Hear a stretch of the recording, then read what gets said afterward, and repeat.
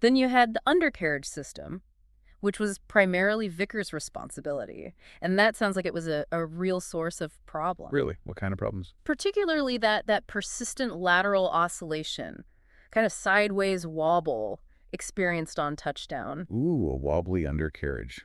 Not Well, good. apparently they even resorted to laying down foam on the runway surface as a temporary measure to try and mitigate this during testing. Wow, so they were really scrambling to find solutions. The integration of the advanced avionics system Right. also presented a major set of challenges. Avionics were becoming increasingly complex at that time, weren't they? Right. The decision to utilize US-made Verdun digital computers, Verdun computers. Interesting. driven by the lack of suitable British alternatives with the required processing power, I see. introduced its own, set of complexities related to integrating these, foreign systems with the rest of the aircraft's equipment. So they were relying on American technology for a key part of the aircraft. Right.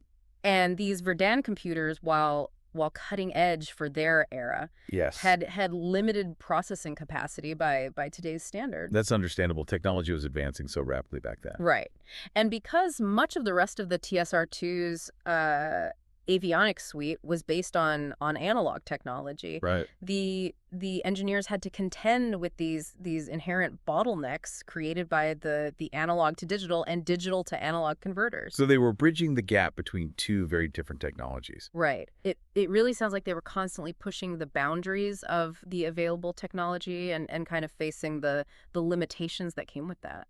It's a common theme in cutting-edge projects, isn't it? You're always pushing the limits of what's possible. What's particularly noteworthy here is that alongside these integration challenges, Mm. there was also significant, indigenous innovation taking place. Oh, really? Ferranti was developing a highly advanced forward-looking radar system, or FLR for the TSR2. A British-developed radar. That's impressive. However, there was also considerable pressure to adopt American-developed radar technology. Ah, I see. So there was competition between British and American technology. Right, that was being developed for the F-111 aircraft. That's 111, yeah. So this really highlights that ongoing tension, I think, between supporting national technological development Yeah. and potentially opting for what might be perceived as, more mature or more readily available foreign systems. It's a classic dilemma, isn't it? Do you go with what you know works, or do you take a risk on something new and potentially better? And Ferranti's innovation didn't stop with the radar. They even pioneered the development of a digital data bus for the navigation and control display unit, Yeah. or NCDU. Digital data bus. Wow, that was ahead of its time. This was a world first at the time, although it didn't become a standard in military aircraft systems for another decade or so. So they were really pushing the boundaries of avionics technology. Right. And furthermore, the introduction of, quote, high quality burnt in components, unquote, for the avionics was a significant step forward in enhancing the reliability of electronic systems in UK aircraft. So they were also focused on improving the reliability of the electronics, which is crucial for a combat aircraft. But then you read about, Vickers' insistence on repackaging the Verdun computer, a decision that apparently added unnecessary cost and complexity without providing any real benefit. It feels like the project was a mix of, genuine breakthroughs Yeah. and some less effective decisions along the way. That's often the case, isn't it? Even in the most successful projects, there are always going to be some missteps. Now let's delve into what the sources reveal about the management and procurement aspects of the TSR2 project. It sounds like the project suffered from questionable management practices almost from the outset. Oh, dear. A situation that was undoubtedly compounded by the complex structure of the industrial consortium Right. and the sheer number of government committees involved in overseeing it. So too many cooks in the kitchen, perhaps?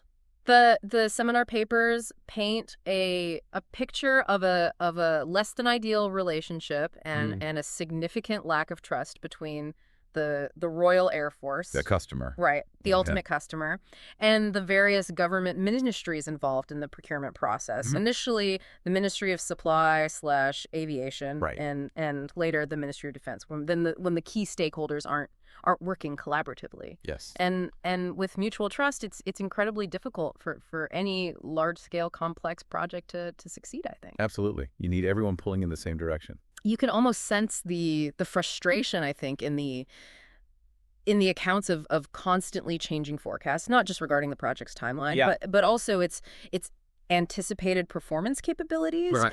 and crucially its escalating costs. The dreaded cost overruns. Right. And the apparent lack of a cohesive, quote unquote, systems approach to the project, Right. where major subsystems like the engines and the navigation and attack systems were developed under, largely separate contracts.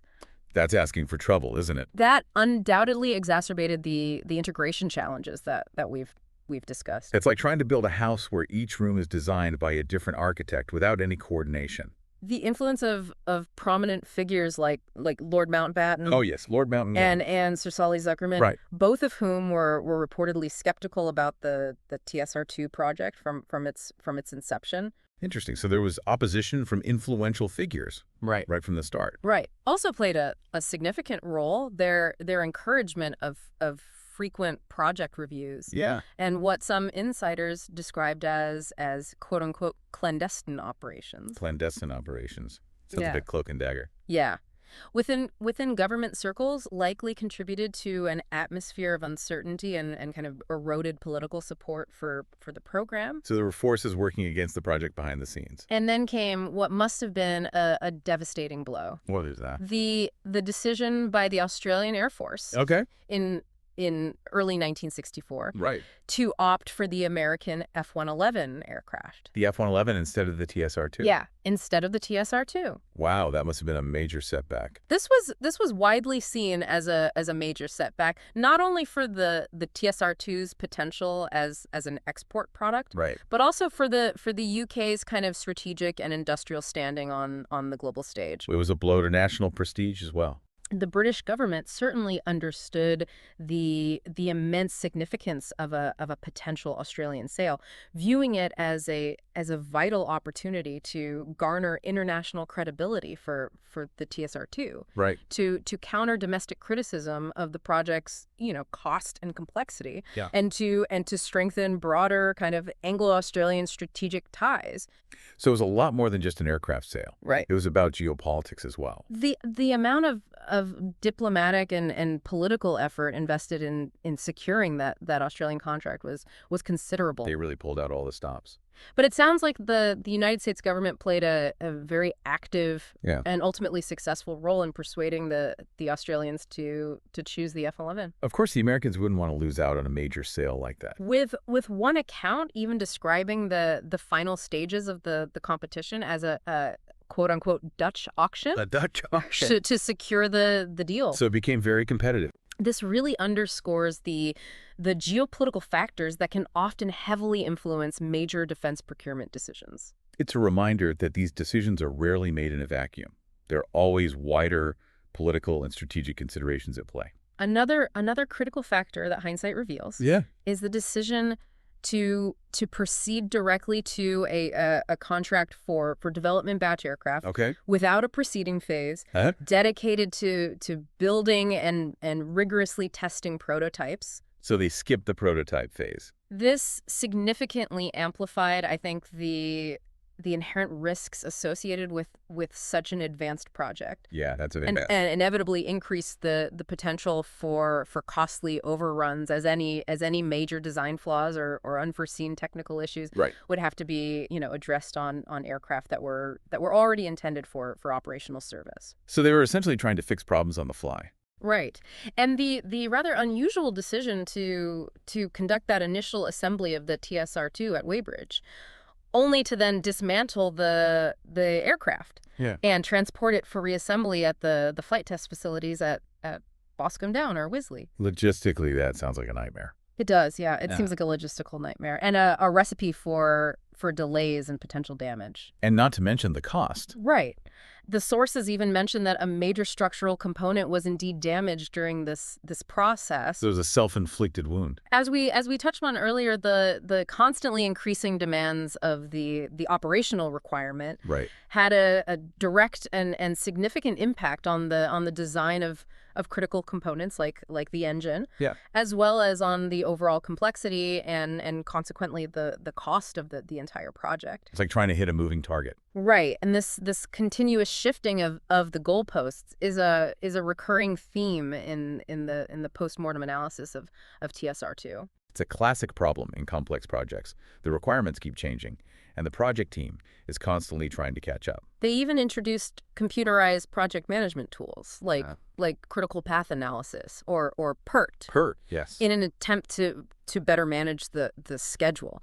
But it sounds like the initial implementation of these systems faced its own set of challenges and didn't immediately solve the underlying management issues. New tools don't always solve old problems. Right. And while there were efforts to control costs through value engineering, it proved difficult to implement effectively. And accurately tracking and controlling, expenditures remained a persistent problem throughout the project. So they were struggling to keep the project on budget. The seminar discussions highlight the astonishing amount of senior management time that was devoted to what might seem like peripheral issues. Things like, trying to accurately project potential flying hours, evaluating the results of tropical trials, negotiating, complex guarantee clauses in contracts, and attending a seemingly endless stream of meetings. It's a lot of time spent on bureaucracy. This suggests a project struggling under a heavy weight of bureaucratic processes and perhaps a lack of clear, decisive leadership focused on the core engineering and development challenges. So they were bogged down in paperwork and meetings. But it wasn't all mismanagement. Okay. The professional and thorough pre-first flight review conducted by the experienced flight operations staff stands out as a really commendable effort to proactively identify and address potential safety issues. Before the aircraft ever took to the skies, this review clearly highlighted both the technical problems that had been successfully resolved and those that still remained outstanding. It makes the subsequent cancellation of the project shortly after those initial successful, though admittedly limited first flights that even demonstrated some of the key performance guarantees. It makes it feel all the more abrupt and perhaps even tragic. It does. It's a shame.